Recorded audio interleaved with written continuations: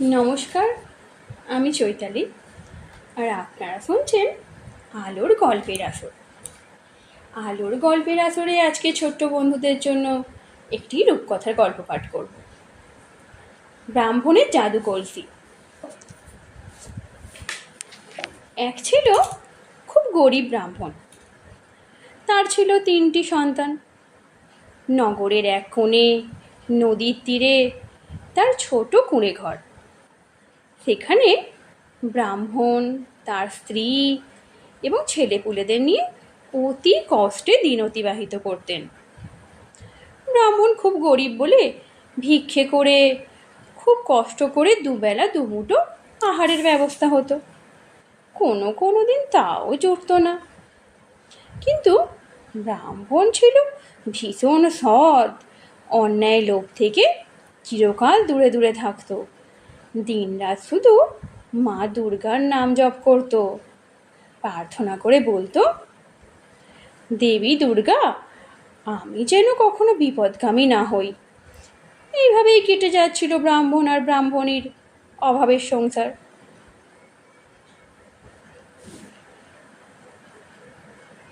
কিন্তু একবার ব্রাহ্মণের ভীষণ শরীর খারাপ হলো। ভিক্ষে করতে যেতে পারছে না। ফলে অনাহারে ব্রাহ্মণের সন্তানেরা খিদের জ্বালায় কাঁদছে। ব্রাহ্মণী গালে হাত দিয়ে চোখের জল ফেলছে। এমন অবস্থায় ব্রাহ্মণ ঘরে থাকতে পারল না। মনের দুঃখে ঘর ছেড়ে গভীর জঙ্গলে চলে এলো। একটা অশ্বত্থ গাছের নিচে বসে আপন মনে মা দুর্গার নাম জপ করতে লাগলো। আর মনে মনে বলতে লাগলো, মা দুর্গা, দুর্গতি নাসিনী, আমি আর তোমার কাছ থেকে কিছু চাই না। শুধু আমার ছেলে মেয়েগুলোকে দুবেলা দুমুঠো খাবার যেন দিতে পারি, আমাকে এই আশীর্বাদ করো। ব্রাহ্মণের কঠোর তপস্যায় স্বর্গলোক কেঁপে উঠল। দেবাদিদেব মহাদেবের তপস্যা ভঙ্গ হলো। দিব্য চোখে দেখতে পেলেন এক দরিদ্র ব্রাহ্মণ দেবী দুর্গাকে আকুল হয়ে ডাকছে।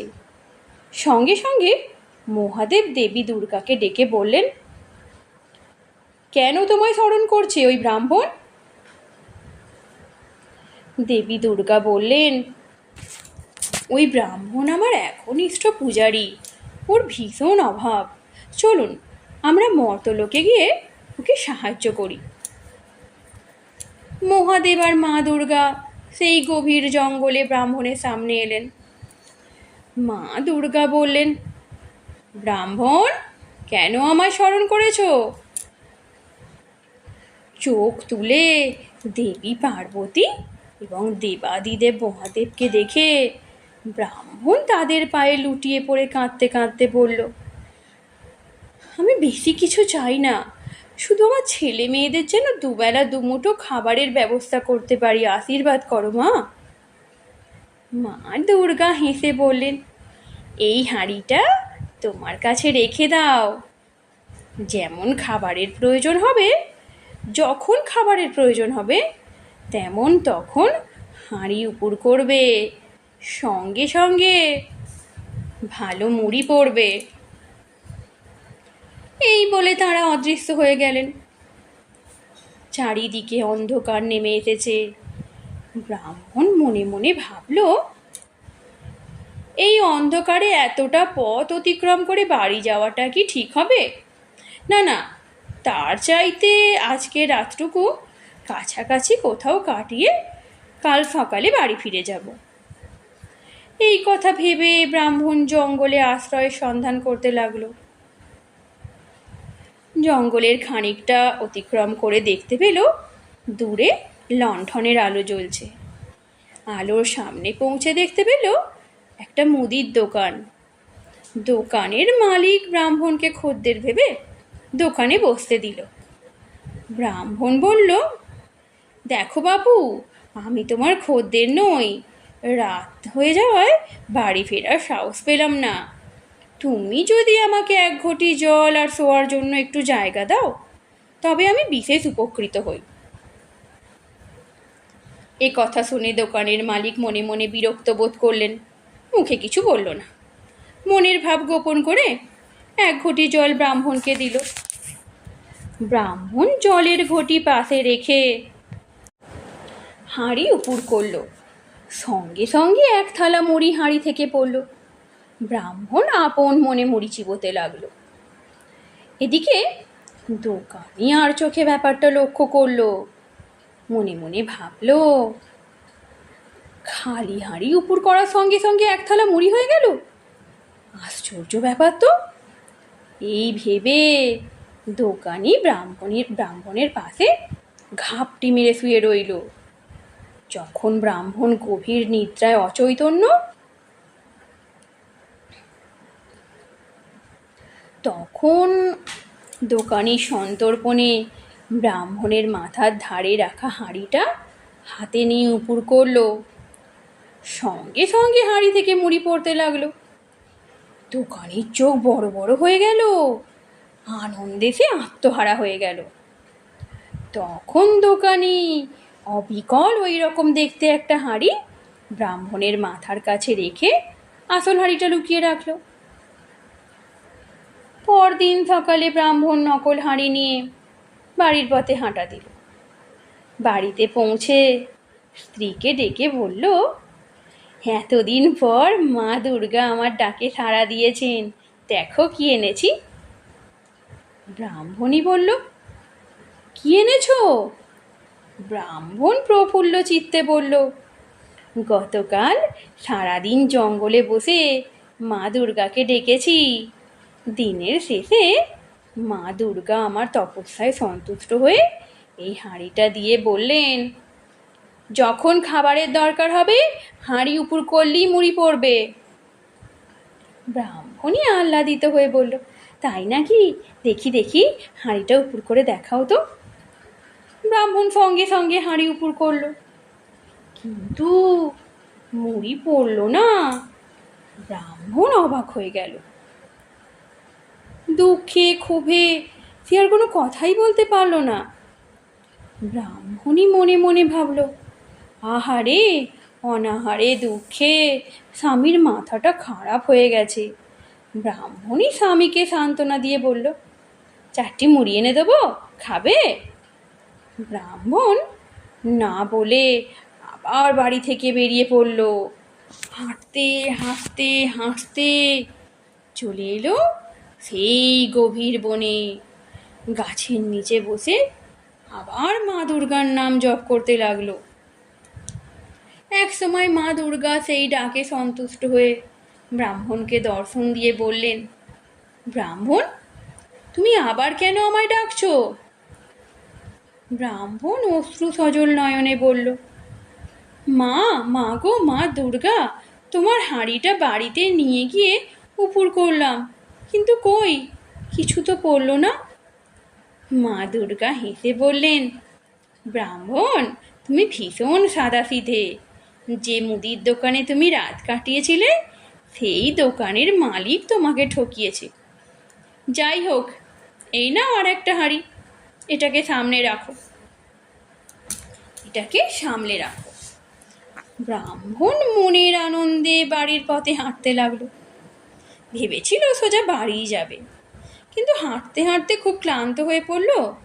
তখন আর কি করে, গাছের নিচে দাঁড়িয়ে মনে মনে ভাবলো, এক থালা মুড়ি খেলে হাঁটার কষ্ট কমে যাবে। এই ভেবে ব্রাহ্মণ সেই গাছের নিচে বসে হাঁড়ি উপুড় করলো। সঙ্গে সঙ্গে হাঁড়ি থেকে মুড়ির পরিবর্তে 5টা দৈত্য বেরিয়ে ব্রাহ্মণের সামনে মাথা নত করে বলল, আদেশ করুন প্রভু। ব্রাহ্মণ হতবাক হয়ে গেল। মনে মনে ভাবলো, কোথায় খাবো বলে আমি চাইলাম মুড়ি, তার বদলে কিনা 5টা দৈত্য হাজির হলো। ভালোই হলো, দেবী দুর্গা নিশ্চয়ই ওই মুদিখানার মালিককে শাস্তি দেওয়ার জন্যই তাকে হাঁড়ি দিয়েছেন। তো ব্রাহ্মণ আবার হাঁড়ি নিয়ে সেই চললো মুদিখানার দোকানের দিকে। মুদিখানার মালিক তো ব্রাহ্মণকে দেখে খুশিতে নেচে উঠল। মনে মনে ভাবলো, ওই দিনের হাঁড়ি থেকে শুধু মুড়ি পাওয়া গেছে, এটা থেকে নিশ্চয়ই চিঁড়ে পোলাও কোরমা পাওয়া যাবে, কিছু না হলে চাল তো পাওয়া যাবেই। যেভাবেই হোক এটাকেও হাতাতে হবে। মনের ভাব গোপন রেখে দোকানের মালিক আদর করে ব্রাহ্মণকে ডেকে দোকানের ভিতরে এনে বসতে দিল। ব্রাহ্মণ বসলো না, বলল, তুমি বড় ভালো লোক, এই হাঁড়িটা একটু রাখলাম, একটু নজর রাখবে, আমি একটু স্নান সেরে আসি, বড্ড গরম লাগছে।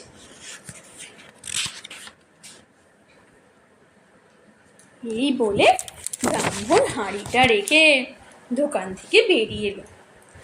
ব্রাহ্মণ বেরিয়ে কিন্তু নদীতে স্নান করতে গেল না, দোকানের পাশেই নিজেকে আড়াল করে লুকিয়ে দেখতে লাগলো। ওদিকে যেই না ব্রাহ্মণ গেছে, অমনি সঙ্গে সঙ্গে দোকানের মালিক হাঁড়িটা হাতে নিয়ে উপুর করলো। ব্যাস, আর যায় কোথায়?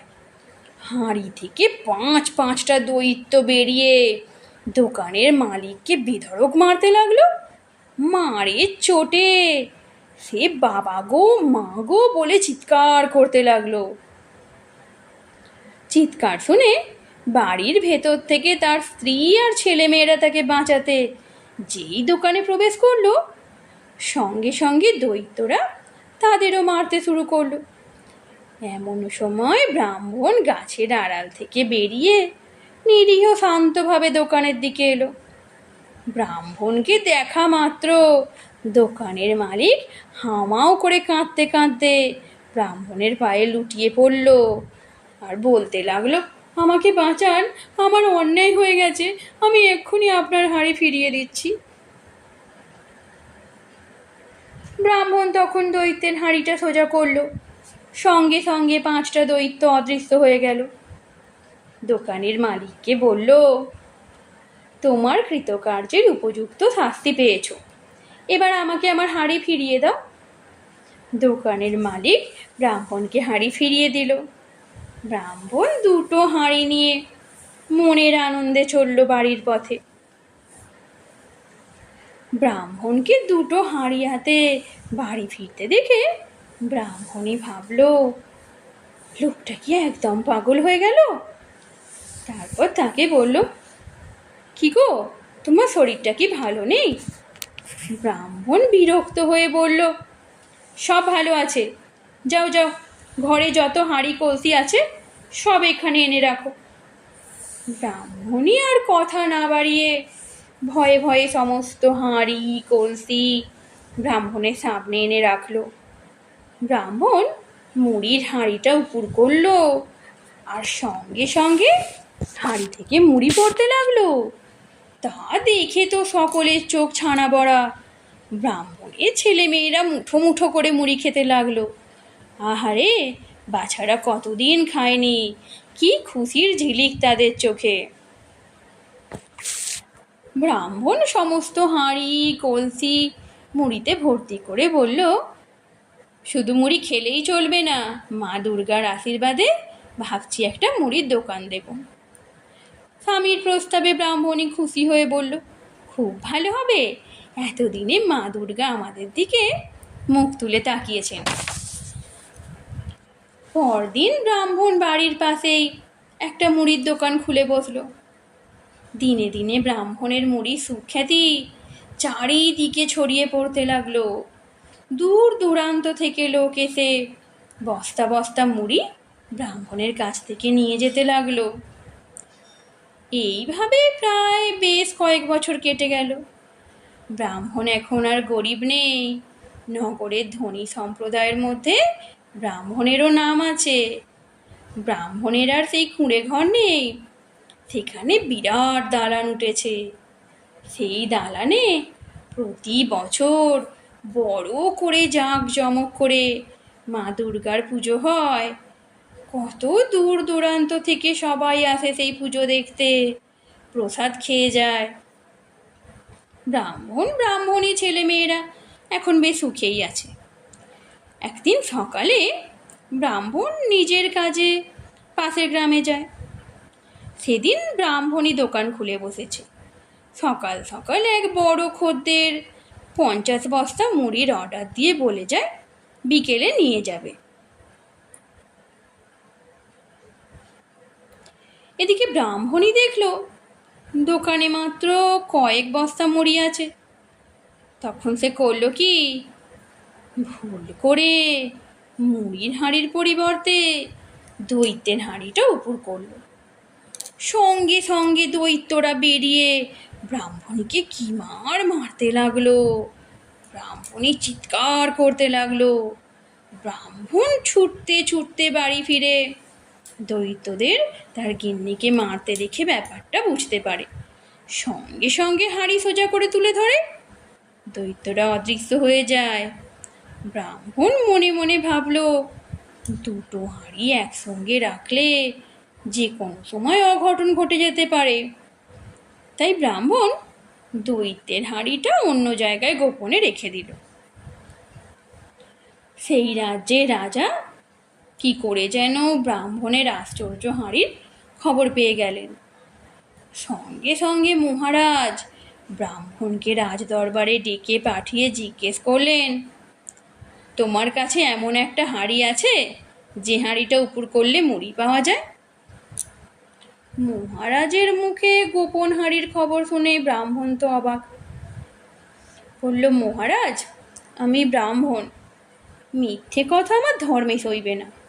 আপনি যা শুনেছেন সব সত্যি। ব্রাহ্মণ, হাঁড়িটা আমাকে দিয়ে দাও, তার বিনিময়ে তোমার কি কি চাই বলো। ব্রাহ্মণ দোকানে হাত দিয়ে বলল, মহারাজ, দেবতার দেওয়া সম্পদ কাউকে কোনো কিছুর বিনিময়ে দিতে নেই। আমি আপনাকে দিই কি করে বলুন? মহারাজ তখন গম্ভীর স্বরে বললেন, তুমি রাজার আদেশ অমান্য করছো? তোমার তো সাহস কম নয়। এক্ষুনি আমার ওই হাঁড়িটা চাই। ব্রাহ্মণ এবার হাত জোড় করে বলল, মহারাজ, আপনার আদেশ অমান্য করে কার সাধ্য? তবে মহারাজ, অন্য যে কোনো জিনিস আপনি আমার কাছে দাবি করুন, আমি আমার সাধ্য মতো, এমনকি আমার জীবনটা পর্যন্ত দিতে রাজি। শুধু ওই হাঁড়ি আমি কিছুতেই হাতছাড়া করতে পারবো না। আপনি আমাকে ক্ষমা করুন। মহারাজ ব্রাহ্মণের কথা শুনে ভীষণ রেগে গেলেন। চিৎকার করে বললেন, কি এত বড় কথা? মহারাজের হুঙ্কারে দুজন বলিষ্ঠ সিপাই মহারাজের সামনে কুর্নিশ করে আদেশের অপেক্ষায় দাঁড়িয়ে রইল। মহারাজ তাদের দিকে তাকিয়ে বললেন, এই ব্রাহ্মণকে এক্ষুনি দড়ি দিয়ে বেঁধে রাখো, আর ব্রাহ্মণের বাড়ি থেকে জাদু হাঁড়িটা নিয়ে এসো। আদেশ পাওয়ার সঙ্গে সঙ্গেই সেপাইরা ব্রাহ্মণকে বেঁধে ফেললে আর তার বাড়ি থেকে হাঁড়ি আনতে চললে। আর এদিকে ব্রাহ্মণ চোখের জল ফেলছে আর মা দুর্গার নাম জপ করছে। প্রায় আধ ঘন্টা পর সেপাইরা মহারাজের হাতে ব্রাহ্মণের মুড়ির হাঁড়ি তুলে দিল। জাদু হাঁড়ি পেয়ে মহারাজ তো খুব খুশি। হাঁড়ি উপুড় করতেই মুড়িতে গোটা রাজ দরবারে মেঝে ঢাকা পড়ে গেল। মহারাজ অট্ট হাসি হেসে বললেন, এবার কেমন হলো ব্রাহ্মণ? আমার আদেশ অমান্য করা প্রতিফল দেখতে পেয়েছ তো? ব্রাহ্মণ চোখের জল ফেলতে ফেলতে বলল, মহারাজ, অন্যায় আমারই হয়েছে, আমি আর কিছু চাই না, এবার আমাকে মুক্তি দিন। মহারাজ ভাবলেন, আসল জিনিস তো পেয়েই গেছি, আর এ বেটাকে আটকে রেখে লাভ কি? মহারাজের হুকুমে সেপাইরা ব্রাহ্মণকে মুক্ত করে দিল। মুক্ত হয়ে ব্রাহ্মণ বাড়ির পথে যেতে যেতে ভাবল, এই অন্যায়ের প্রতিবাদ করা উচিত। বাড়ি ফিরে গিয়ে সেই গোপন স্থান থেকে দৈত্যের হাঁড়িটা ব্রাহ্মণ বের করলো। ধীর পায়ে আবার উপস্থিত হলো রাজদরবারে। ব্রাহ্মণকে অন্য আরেকটা হাঁড়ি নিয়ে রাজদরবারে প্রবেশ করতে দেখে মহারাজ বললেন, কি হে ব্রাহ্মণ, ওই হাঁড়ি থেকে আবার কি পাওয়া যাবে? ব্রাহ্মণ মহারাজকে অভিবাদন করে বলল, মহারাজ, আমি দেবতাদের আশীর্বাদে দুটো হাঁড়ি পেয়েছি। একটা আপনি নিয়ে নিলেন, অপরটার আমার কি কাজে লাগবে, তাই এটাও আপনাকে দিয়ে দেওয়াই ঠিক করলাম। ব্রাহ্মণের কথা শুনে মহারাজ ভারী খুশি হয়ে বললে, বেশ করেছো, এই তো দেখছি তোমার সুবুদ্ধি হয়েছে, দাও। ব্রাহ্মণ মৃদু হেসে বলল, ধরুন মহারাজ। মহারাজ ব্রাহ্মণের হাত থেকে হাঁড়িটা নিয়ে উপুর করলেন, ব্যাস, সঙ্গে সঙ্গে 5টা দৈত্য হাঁড়ি থেকে বেরিয়ে এসে মহারাজকে প্রহার করতে আরম্ভ করলো। ব্রাহ্মণ দূরে দাঁড়িয়ে চিৎকার করে বলল, হে দৈত্যরাজ, তোমরা অধর্মের সঠিক সাজা দাও। মহারাজকে প্রহার করছে শুনতে পেয়ে রাজ্যের সমস্ত সৈন্য সামন্ত সবাই যে যেখানে ছিল রাজ দরবারে উপস্থিত মহারাজকে বাঁচাতে এলো। বাঁচাবে কি, সে এক ভয়ঙ্কর কাণ্ড। 5টা দৈত্য মিলে লাখ লাখ সৈন্যকে একদম মুহূর্তের মধ্যে ধরাশায়ী করে দিচ্ছে। মহারাজ বেগতিক দেখে ব্রাহ্মণের পায়ে ঝাঁপিয়ে পড়ে বললেন, আমাকে ক্ষমা করুন, আমি আপনাকে চিনতে ভুল করেছি, আমি আর কখনো এই ধরনের কাজ করব না। ব্রাহ্মণ দৈত্যদের শান্ত হতে বলল। মহারাজের দুহাত ধরে বলল, আপনি হলেন দেশের রাজা, অন্যায় অবিচারে শাস্তি দেওয়ার দায়িত্ব আপনার, প্রজাদের দেখভালের দায়িত্ব আপনার। সেখানে আপনি যদি নিজেই অন্যায় করেন, সেটা কি ধর্মে সইবে মহারাজ? মহারাজ লজ্জিত হয়ে বললেন, আপনি আমাকে আর লজ্জা দেবেন না, আমি আমার অপরাধ বুঝতে পেরেছি, ক্ষমা করুন আমাকে। ব্রাহ্মণ মহারাজকে আশীর্বাদ করে দুটো হাঁড়ি নিয়ে নিজের বাড়িতে ফিরে এলো। এরপর থেকে ব্রাহ্মণ তার স্ত্রী আর সন্তানদের নিয়ে সুখেই বাস করতে লাগলো। আজকের গল্প এখানেই সমাপ্ত।